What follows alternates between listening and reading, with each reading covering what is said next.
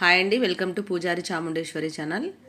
మనము ప్రీవియస్ క్లాస్లో 10వ తరగతి పిల్లలకు మంచి మార్కులతో పాస్ కావాలంటే ఏం చేయాలో చెప్పాను కదా. మనము భాషాంశాల మీద ఎక్కువగా శ్రద్ధ పెట్టాలి. మరి మొదటి డే 1లో మనము ఏం చెప్పుకున్నాము? అర్థాల గురించి ఒక 20 అర్థాలు చెప్పాను. ఈరోజు డే 2లో నానార్థాలు అంటే ఏమి? వేరు వేరు అర్థాలు వస్తాయి. మరి ఒక 20 బిట్స్ ఇచ్చాను, వీటిని కూడా మీరు రాయడానికి ప్రయత్నం చేయండి. మొదటిది అమృతం. అమృతం అనే పదానికి నానార్థాలు రాయండి. తర్వాత రెండవది వచ్చేసి గజం. గజం అంటే ఈ పదానికి కూడా నానార్థాన్ని రాయండి. తర్వాత నెమ్మి. నెమ్మి అనే పదానికి నానార్థాన్ని రాయండి. మోక్షం అనే పదానికి నానార్థాలు రాయండి. తర్వాత ఉదరము. ఉదరము అనే పదానికి నానార్థాలు రాయండి. తర్వాత అరుణము. అరుణం అనే పదానికి నానార్థాలు రాయండి. తర్వాత గగనము. ఈ గగనం అనే పదానికి నానార్థాలు రాయండి. తర్వాత హరి. హరి అనే పదానికి నానార్థాలు రాయండి. తర్వాత కొమ్మ. కొమ్మ అనే పదానికి నానార్థాలు రాయండి. తర్వాత మతం.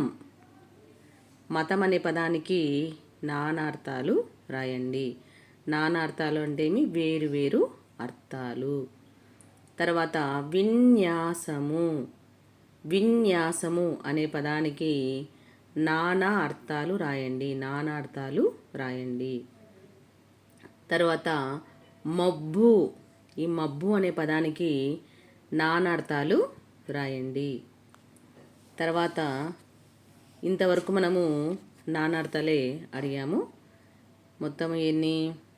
అమృతము, గజము, నెమ్మి, మోక్షం, ఉదరము, అరుణము, గగనము, హరి, కొమ్మ, మతం, విన్యాసము, మబ్బు. వీటన్నిటికీ నానార్థాలు రాయడానికి ప్రయత్నము చేయండి. ఒకవేళ రాలేదనుకోండి, మీరు మీ యొక్క జవాబులు మీరు రాసుకుంటారు నోట్స్లో, వాటిని చూసి రాని వాటిని ఒక్కోసారి 10 సార్లు రాస్తే మీకు ఈజీగా వచ్చేస్తుంది. తర్వాత వ్యుత్పత్తి అర్థాలు. వ్యుత్పత్తి అర్థాలు. అచలము. అచలము అనే పదానికి వ్యుత్పత్తి అర్థాన్ని రాయండి. తర్వాత పానీయము. పానీయము అనే పదానికి ఉత్పత్తి అర్థాన్ని రాయండి. తర్వాత నగము. నగము అనే పదానికి కూడా ఉత్పత్తి అర్థాన్ని రాయండి. గురువు.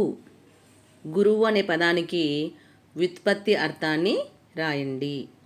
తర్వాత పయోధరం. ఈ పయోధరం అనే పదానికి వ్యుత్పత్తి అర్థాన్ని రాయండి. తర్వాత అమృతం. అమృతం అనే పదానికి వ్యుత్పత్తి అర్థాన్ని రాయండి. నేను అమృతానికి 2 అడిగాను. నానార్థం అడిగాను, తర్వాత వ్యుత్పత్తి అర్థాన్ని కూడా అడిగాను. కాబట్టి దానికి దీనికి తేడా ఏదో మీకు తెలుసుకొని రాయండి. తర్వాత ఆకాశం.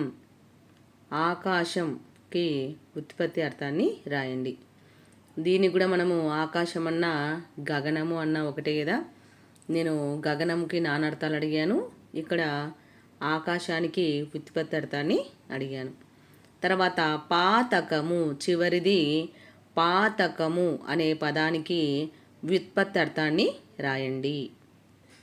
మీరు ప్రీవియస్ క్లాస్లో డే 1 ఈ డే 2ని బాగా గమనించినట్లయితే నేను కేవలము 4 లెసన్లు మాత్రమే తీసుకొని వీటిని బిట్స్ని తయారు చేయడం జరిగింది.